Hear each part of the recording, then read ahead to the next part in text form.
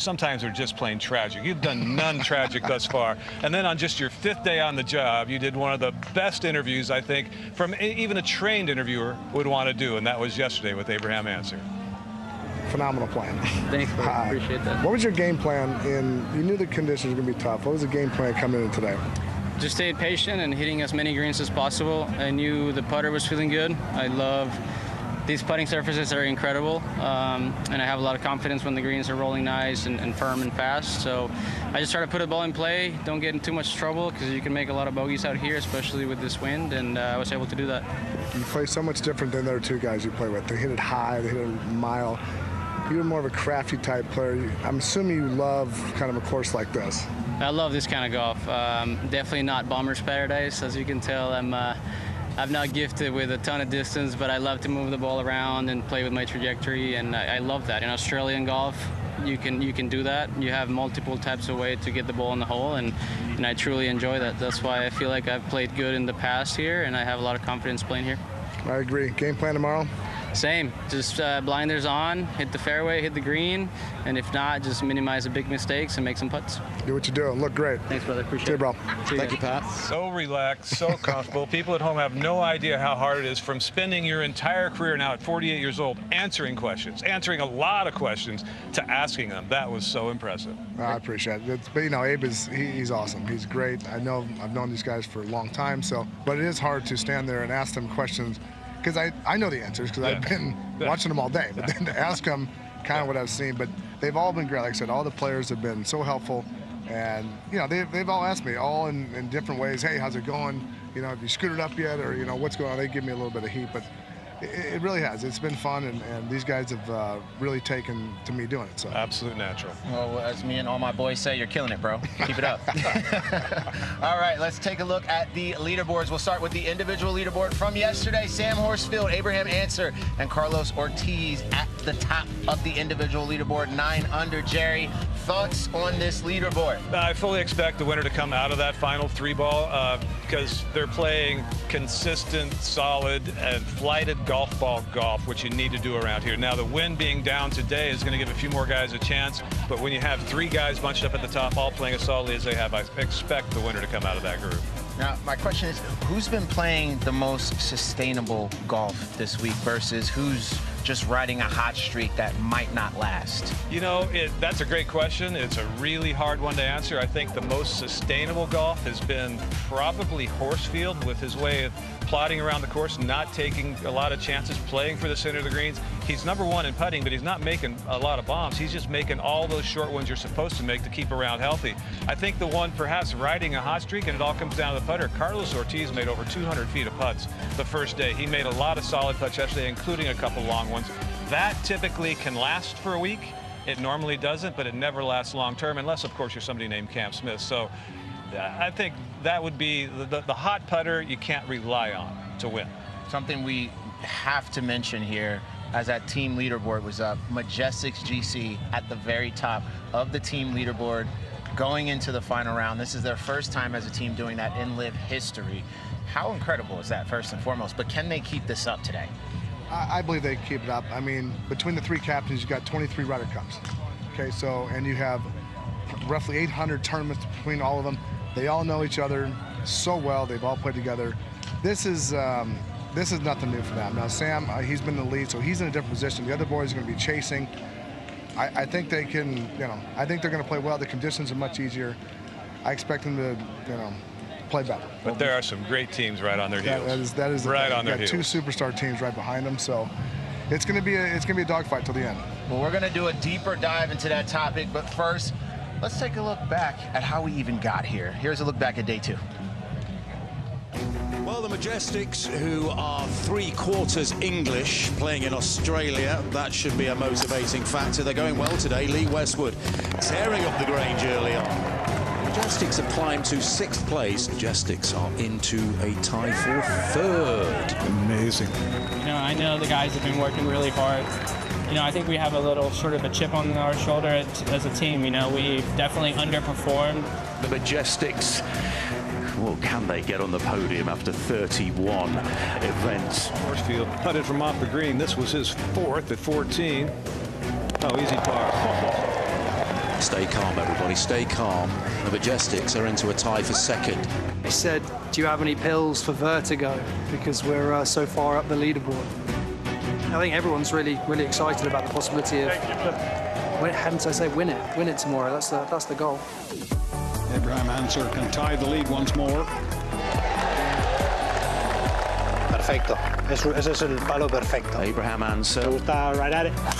9 under Carlos Ortiz, likewise, and Sam Horsfield. I think today was, I would say, kind of hard, so you were just trying to play defensive.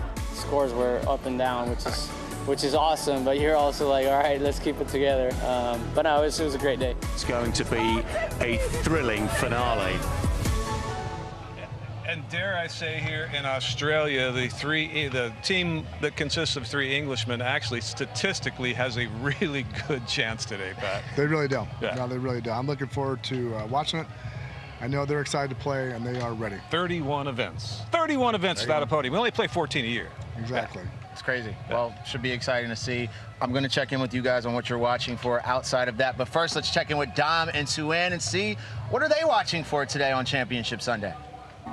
Something we've talked about all week is how difficult the Grange is playing, especially with the windy conditions. Well, today it's less windy, but in terms of the team competition, I'll go all the way down to Ripper GC to have a chance, because on a tough golf course like this, you're not going to have a blowout where a team's going to go really low on a Sunday. I think everybody's going to be right around there. A couple of players are going to go decently low, so you're going to see a lot of fluctuation in that team format, but it also depends on where the players are starting. That's going to be key for the teams. And that's exactly why the Majestics, I think, have the best chance to win this team event for the first time, because they got 3 players who are so experienced in playing in tough conditions. You know, Stenson, Westwood, and Poulter played so much golf on links courses, which is reminiscent to this course. And Sam Horsfield is playing well. If they play steady golf and use their experience, they're in with a shout today. Majestics GC have an opportunity to see that podium for the first time since 2022, but they would do that on Ripper GC territory. Do we have a little rivalry brewing? I don't know. Let's see. The English and the Aussies. The Australia-England is a natural rivalry. And you look across sports, and we've got a good rivalry there between Australia and England. They just want to beat us and not really anyone else. We've gone toe to toe with them. I don't think so. We've had it on top of them so far. I don't think there's anything with the Majestics. Could be a little hostile at times. Kind of some talk back and forth. If you look at LIV and you look at the Majestics versus the Rippers, I think it's going a little bit like the Ashes is at the moment. I think we're taking the upper hand pretty comfortably. Hopefully we can get that rivalry going with the Majestics. Rippers, you. If you want to go, let's go. I know you won it last year, but we're going to beat you this year. Should be exciting to see the Rippers out here in their hometown doing their thing, but the Majestics GC, you can't help but want to root for those guys considering their storyline. I don't know. What do you think? Pat, you got this face on. You got a look on your face right now, like you want to say something. I'm not really rooting for anybody. I've got Legion win the whole thing. Yeah, so. That's what that face was. Yeah, no, it's to think it's a rivalry in LIV golf. There's no stats to prove it. No, there's not. They haven't had a podium in 31 events. Rippers have quite a few, including a win here last year. And they're team champion. Yeah, they're team champion. Yeah, it's their team champion from last year. So they got all the bragging rights right now, but nothing would feel better to that team of all Europeans and 3 Englishmen than leaving Australia with their first team title. That would be so cool. That I don't know how they're traveling home, but it's going to be fun. We all love a heated competition, though, between 2 teams. So I'm all about the rivalry narrative. That works for me, Jerry. It's going to be More fun. to come here on Club 54 pre-round show.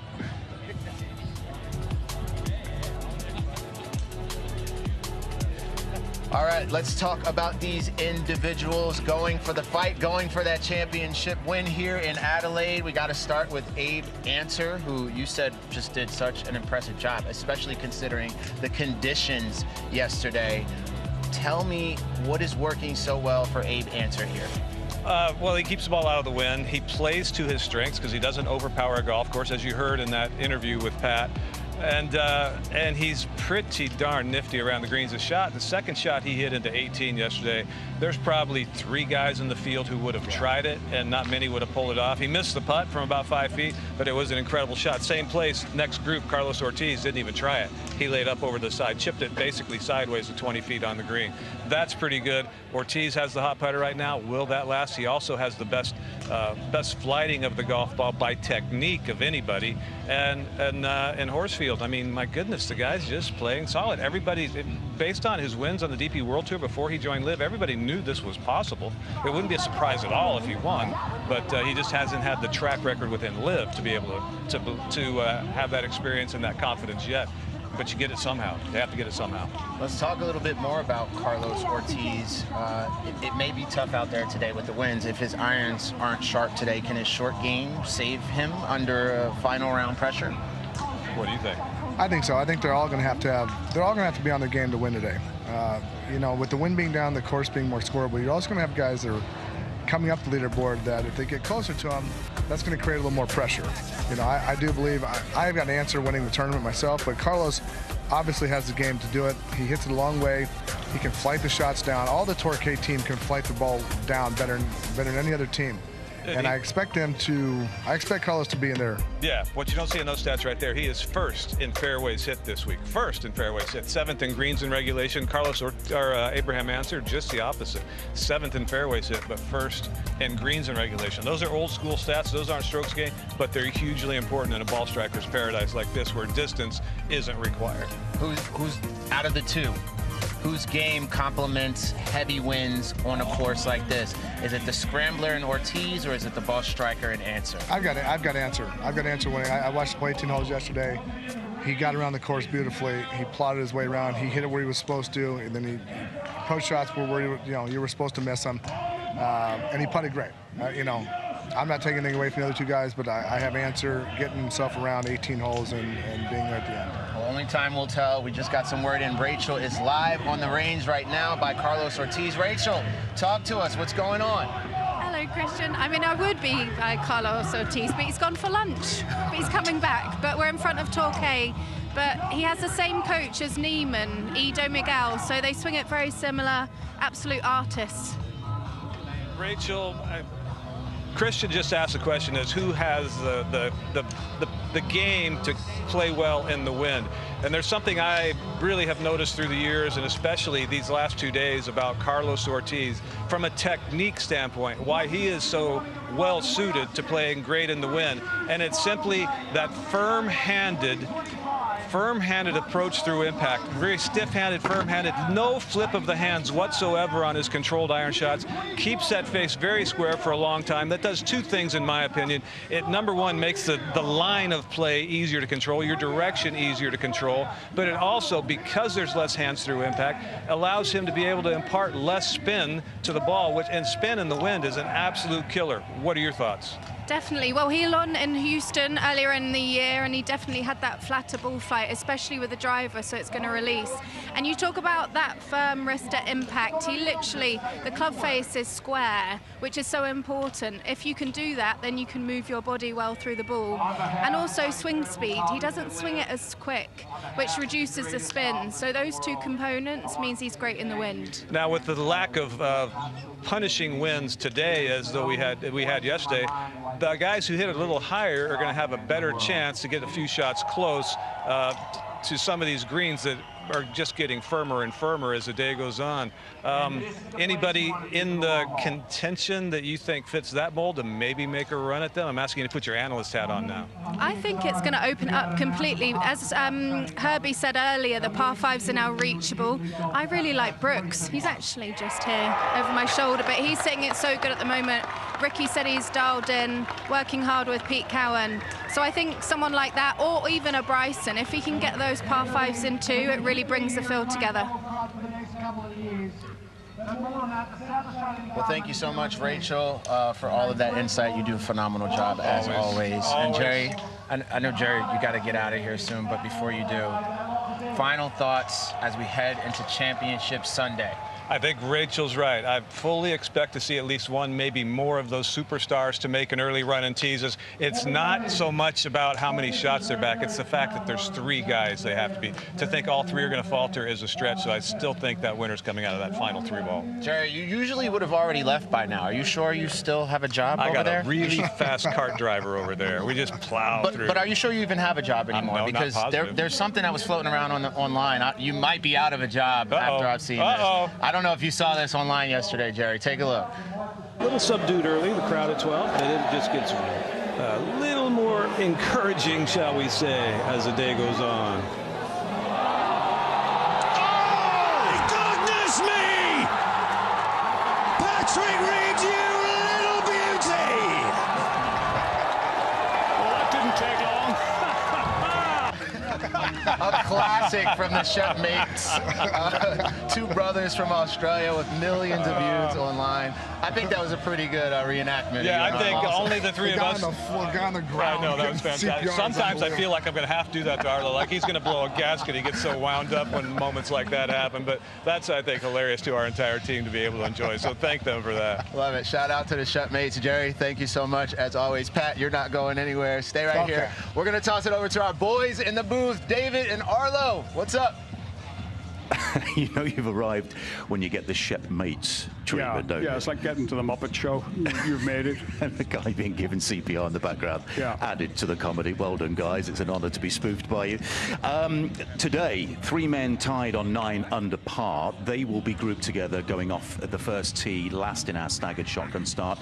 But beneath them, the way this course has been playing and the conditions, it could yet be volatile. Who can you see challenging outside of that top 3? Well, last week we had Moronk, who was a couple of shots in front, and you felt that he could easily be caught. In fact, he got as far as 4 in front and was caught in the back 9. With 3 in front at 9 under, it's less likely, but you've got Neiman and Rahm there, who are respectively 3 and 4 back. And on this golf course that's so fraught with danger, you can run up a number at any time.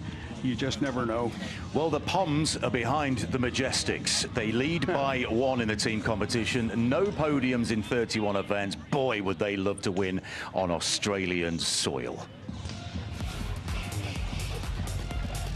And there's that beautiful Grange Golf Club. We're looking for record attendance in our final day. It's been about 35,000 people joining us each and every day, and the energy has not disappointed.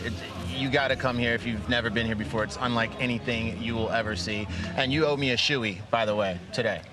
I've done a shoey. Well, you got to do one with me, too. When the Aces won, I've done a shoey. All right, there's one moment that everyone keeps talking about that happened this week, and that's that hole-in-one by your good friend Patrick Reed. Let's take a look back. Right when I hit it, I knew it was going to be really good. Didn't know it was going to go in no, and I guess I just started the party really early for everybody. Patrick Reed played with the crowd, about to tee off at the watering hole. And you sit there, you go, all right, when we get the party hole and how crazy people are going already, you're sitting there going, all right, just try to make a quality golf swing. A little subdued early, the crowd at 12. Oh, goodness me! Patrick Reed, you little beauty! We were looking like just across the stands, and we could see the flying bottles, so the place was just wild. Well, that didn't take long. 2 holes into the tournament, you have a hole-in-one. With this wind, I would have cared to say nobody was going to make it. An ace for the 4-ace! It was nuts. I've never seen him smile before, so that was good. Bryson says I don't know if I can afford your drinks. Yeah, I got you. I'll send it over to the room. Can you tell us about That's so funny. That's so funny. Harold says I've never seen him smile before. It's almost true. When he's on grass, it doesn't smile very often. Again, I was so mad I missed that. It's such a great moment for Patrick.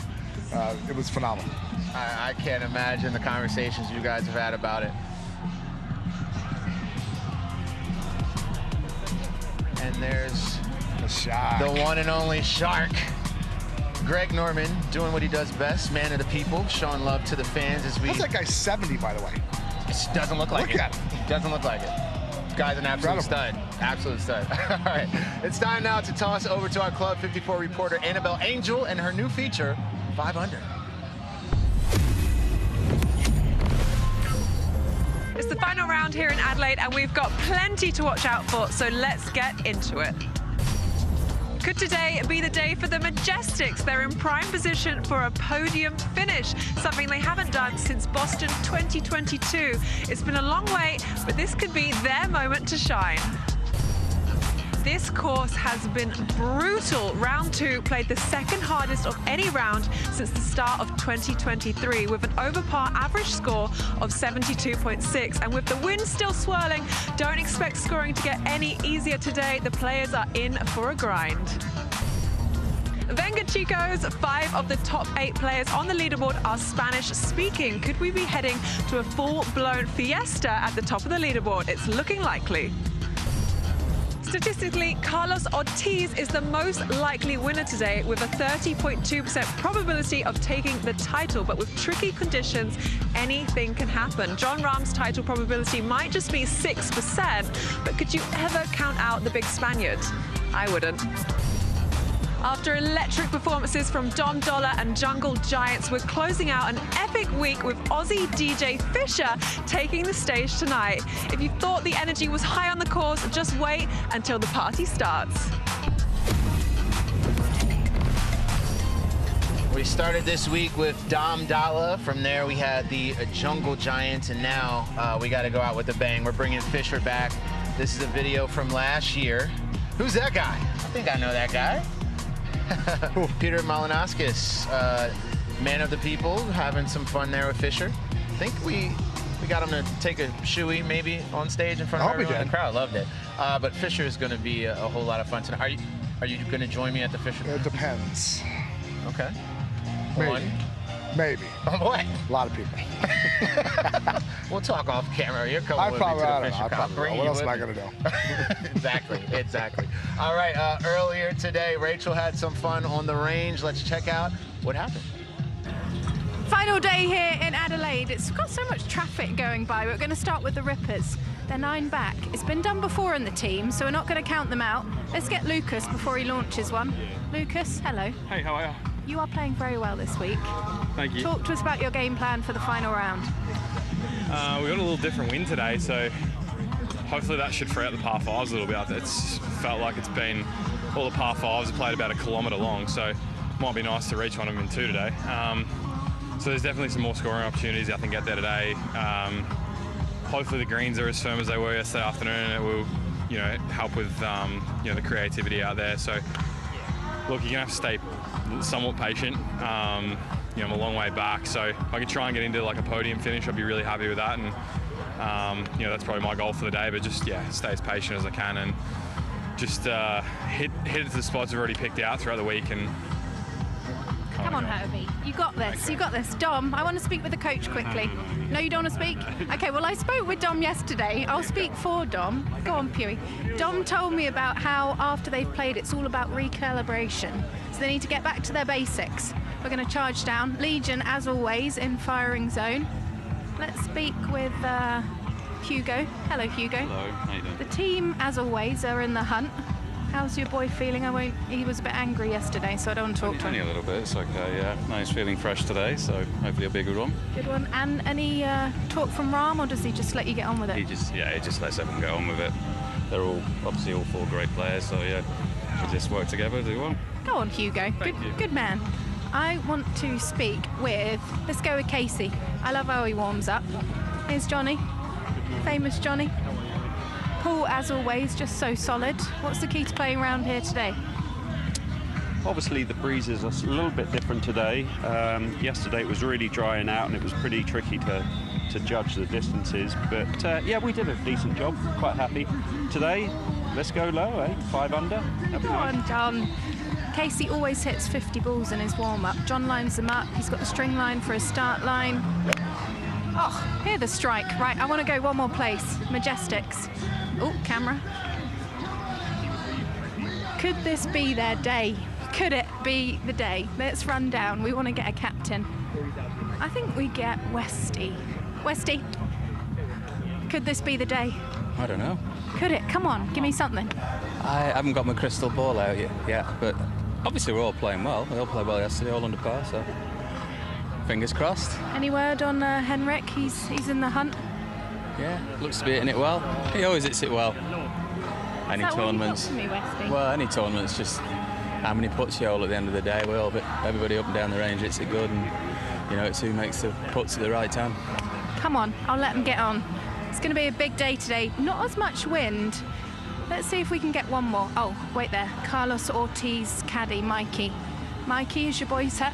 He's all set. He's all set. That's all we need. That's enough from me. I've seen everyone. Different wind. Pay attention. It's going to be a great day. Final day here in Adelaide. It's always great watching Rachel. No one walks a range like Rachel Drummond walks a range. She does very good. Yeah, she does a great job. All right, it's been quite a week, Pat. We've had some fun times here, haven't we? It has been fun. It's been good. Not only this week, last week, but here are some moments from our crew. And there's Rachel doing what she does best. Oh, wow, that's embarrassing. That is embarrassing. That is embarrassing. That's even worse. Hey, I thought, you know. And you got nobody to help you with that either. When in Rome, you know. You threw the hat and someone threw it back. That's a bad sign. There's Sue-Ann. These are just some behind the scenes. That was terrible. And we had no idea what clips they were going to put in there, but I'm trying to do 100 push-ups a day. I didn't know they looked that bad. You should have told me that. Do them somewhere else. All right, before we get out of here, give it to me straight, Pat. I want predictions for today. Individual winner, team winner, and why. I know you started this week saying Legion. You mentioned Abe Answer today. Are you sticking with those answers? What do you got? Abraham Answer wins today. The winds are down. I expect the Stars to climb the board. I think they're going to have to play really well. I think one of the leaders, or you know, like a Rom or Brooke, I think they have to shoot about 7 under, 6 under to be there. Legion is going to win the team. Wow. You know, but I actually expect the Majestics to podium. Wow, okay. I think it's going to be Legion, Fireballs, Majestics. Abe's got the title. I think it's going to be kind of a run towards the end. I think it's going to get a little bit clustered around 14, 15. Okay. And if I knew that, I don't know what else to do. So we're going with Legion 13 and Abe Answer. Final answer. I think it's going to be a battle for team and individual towards the end. There you have it. You're going with Legion and Abe. Only time will tell. We are just moments away from our shotgun start to the main show. We want to thank you guys for tuning in with us here at the Club 54 pre-round show. We'll be back, though. That's the good news. We have the Club 54 post-round show following our championship podium moment that will happen following this round. Thank you guys for watching. On 3, you got me, Pat. 1, 2, 3. Peace.